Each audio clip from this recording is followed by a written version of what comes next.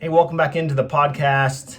Today we are covering the September 2022 market conditions for the Reno Sparks area. We're having in a special guest today. It's Brian Cushing with Guild Mortgage. How you doing, Brian? I'm awesome. So we always like to bring someone in occasionally for the market conditions and talk about what's going on in the market here locally and give buyers and sellers ideas on how to crack this different market. So you ready? Yeah, it's different, all right. It's different. It's changed quickly. So first we're going to go over the numbers, and then we're going to hop into some ideas for buyers and sellers. But in the meantime, please subscribe to our channel. We have lots of great content. We're going to be having 2 or 3 videos a week coming out and lots of great content that can help you out. So let's jump in, Brian. Yeah. I'll go first, and then you'll follow up with closed sale. So the median home price, so half or above, half or below this number, is down to $535,000. Down. Down about 5% from the previous month, and year over year, we're only having a 0.5% gain. So we went from the last 2 years, 40% over a 2-year period to just a 0.5%. So market's down. Yeah, it's definitely less appreciation. 461 closed sales. That's there are people buying homes in this market. I mean, that's just goes to show. Yeah, on average here locally, if you look at the 12-month cycle, we do about 400 to 500 homes in the Reno Sparks area.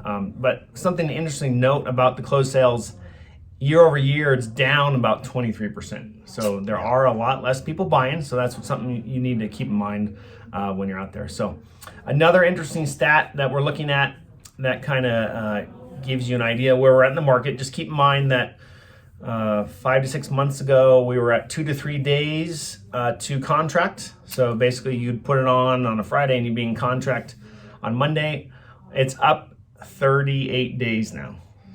So that almost sounds like a normal market. A normal market. Yeah, so we're getting back to a normal time where, in my opinion, it's good in a sense that buyers and sellers have equal opportunity to are on common ground. Yeah, well, and buyers have time to think. If you only have to make a decision like that one weekend the home comes on the market, that's maybe not a good decision if it's big that fast. Yeah, that's a big decision. So that is actually a great point. I've had several people look at houses, think about it for over a week, and come back and voila, it's down. It's actually down. They've reduced the price $15,000. So, well, that's one of the questions I get is, should I wait because they keep dropping the price? I don't know. I mean, that's a good question too. Yeah, we can address that in a second. So, go ahead. Yeah. Well, let's see. So, listings are receiving 98.1% of their listing. That's still shocking to me. Isn't that number still shocking to me? I think to your point a second ago, when the home is dropped so when you actually went to contract, if you waited that week and they dropped the price, and then you get an accepted offer within 98% of that lower price, I don't think that's based on the original listed price. That's been my take on this. Well, I'd have to look into that. I'm going to actually make a call on that because it says list price. That's what it says. So it doesn't say initial list price though, so it's open-ended. Well, I think that number's wrong because we're selling a lot of homes right now and they are not at 98%. So agreed. Something wrong there. We'll be calling the RSAR and find that out what that means. So, but they're saying it's at 98%, and that number has been coming down.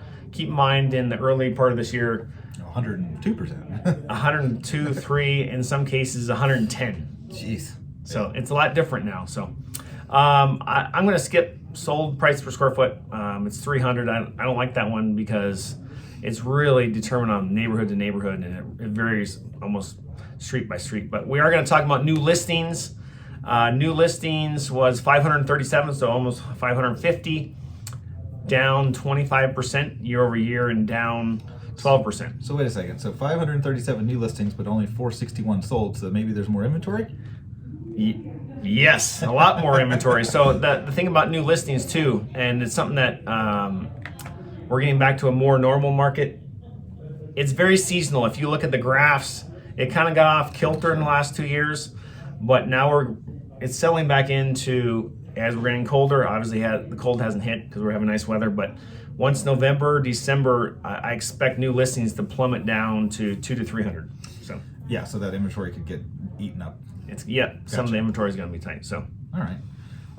So basically, it gives you a 2.9 month supply. So it was less than 30 days supply. Now there's 2.9%. If I recall, like a buyer's market is technically like 6 months inventory. I don't know exactly the technical number on that, but I think it's pretty close. So that's a good point. So a balanced market is 4 to 6 months. Okay. So that's when sellers and buyers are in the same footing. Anything over that is a buyer's market. Do you know what it was in 2009? I don't. Months supply to inventory. Just give kind of perspective. We're at 3. Let's call it 3. It was 19. Okay. 19 months. Well, yeah, I remember 2009. That was Yeah, so that was a rough. Hey, we have Frank in here. Yeah. We got a barking dog. Frank, behave, sit. So that's the Jill.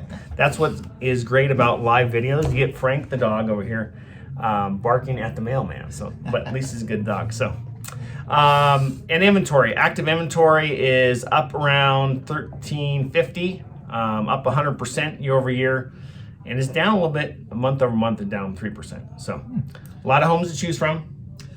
Yeah, a lot more homes to choose from. So, I mean, I do the mortgage side, so I only work for the buyer, right? So I know Ken sells people's houses, and the sellers are not very happy about the prices and adjustments here. But from the buyer side, I mean, you have more to work with. I mean, I guess that's the easiest way to say it right now. Interest rates are higher for sure, so I think the strategy is. Yeah. So what are interest rates? Just today, the 30-year fix from Freddie Mac came out at just under 7%. I think they reported it at 6.9 something. We're quoting 6.99, just over 7%. People are buying their rate down below that, but buying the rate down is it comes with some explanation. So basically, you're paying an extra fee to get a lower rate. And if you're paying that fee, you have to figure out your return on investment. How long does it take you to recover that cost by this lower interest rate you get? So I'm finding that it doesn't make a lot of sense for a buyer to spend their own money on those kind of points or buy downs. But we are seeing a lot of negotiations going in with the sellers. If a seller could have dropped their price to incentivize a buyer, well, instead of dropping the price, if they paid points towards their closing costs. So the one that we just got accepted this week said straight up in their listing that they were going to pay 2% towards buyers' closing costs. What is that? So a 2% buy down on what does that get you a rate down to? Probably 0.25% off your rate. Wow, not even that much. Not a ton. A lot. This is why Brian's great. He tells you the truth. It's not, if you're doing it yourself, it's probably not worth to buy down the rate. In most cases, correct? If you're spending your own money, it's a different decision than if you're spending somebody else's money, like a seller's incentive. Because on average, how long does the person hold on to a home? Do you know? I mean, 5 to 7 years was the average a long time ago. Yeah, it's about 8. Is it? So okay. 7 to 8 years. So I've had a lot of people in my career buy down the rate, and then 3 years later, I'm selling their house. Well, in a year before that, I refinanced the loan. So, right, because I see it from both sides too. Typically it doesn't pay doesn't pay off to pay the points. But you need to do the calculation. I mean, in some 100%. cases it absolutely makes sense, especially when you have a seller that wants. Sometimes you need to buy down the rate just to get the loan to work because the debt-to-income ratio. That might be part of it. These are all the good discussions. So, people want to know. You're on the lender side. A $400,000 house with a 7% interest rate. It's expensive. It's expensive. So how are people? What are your clients doing? What do you recommend? The more you can save, I mean, you got to put a down payment. So we can talk about the interest rate, but it's all going to be based on how much down, right? So if you're putting 50% down because you sold another property, even though you might have had to sell your house for less than what you had hoped for, you're going to make up for it maybe on the price of this next house. Yep. So a large down payment is going to help you a ton. Okay. But if you don't have a lot down, it's painful. I mean, and a lot of people, this is where we're seeing the inventory sit a little longer. Buyers are being priced out in certain price ranges. So if the buyer's priced out, they're not going to make you an offer, right? So right. The ones that are able and willing are coming to the table and they're negotiating closing costs a lot of times to do buy downs. We're encouraging people to lock your loan as soon as you get into the contract. Yeah, especially right now. You see CPI today?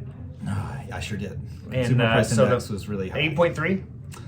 Yeah. It was up 0.2% year month over month. Yep, and it was down 1/10 year over year. So basically, inflation is not slowing down; it's maintaining at an 8% level, which means the Federal Reserve has no choice but to continue to hike the rates. So where we're at as far as mortgage rates today, we're likely not we're not at the highest point. No, most not likely. by any stretch. So give me a prediction. What are interest rates going to be by the end of 2022, in your opinion? By the end of this year, I think they'll still be in the sevens.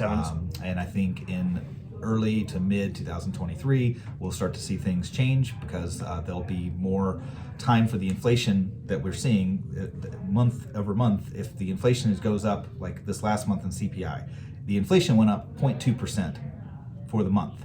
So if it comes down 0.2%, it takes a really long time for that to make a meaningful difference. But last year, there were months like in October of 2021, it was up 0.6%.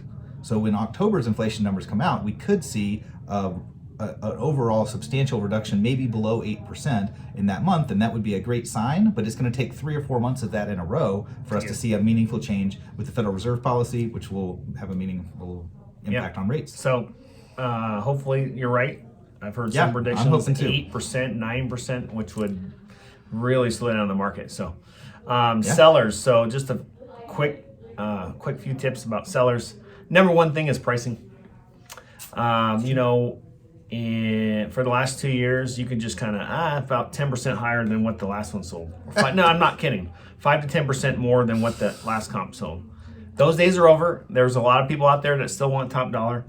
But the reality is you got to have a professional realtor come in and give you the straight story. So if they're saying that you can get a huge number, you know, make sure that you're interviewing several. But you got to be really realistic and look at the comps that are on the market and make sure that you're at or below that. Because if you're anywhere above it, what I'm seeing is people hold on to think that they're still getting January prices, and they are getting crushed with price reduction, and they're not aggressive enough with the price reduction. And then some buyer comes along and says, I want $20,000 for my closing cost. Yeah, so on top of that, so the best thing is to do is if you have to sell, be aggressive within reason. Keep in mind that the last 2 years, we've had a 40% increase in the market. So you're still not losing money. You're just not getting the cream off the top. Other thing is that you got to do the work. You can't have your cousin come in that's a realtor and snapshots with what's going on there, and people are coming in right now to Brian's door. And then you got to do the work. You got to take photos. You got to go get the videos done. You got to market it and make sure that you have a realtor that's helping you out. So, awesome. Any last comments? No, it's still a good time to buy if you're willing to pay the price. Right. Okay. Until next time, please like our videos, subscribe to our channel, check out Brian's content. We'll put all of his information below. Thanks for coming in. Yeah, appreciate it. And we'll look forward to having you in soon. Cool. Thanks again. You guys take care and have a good rest of the week. Thanks.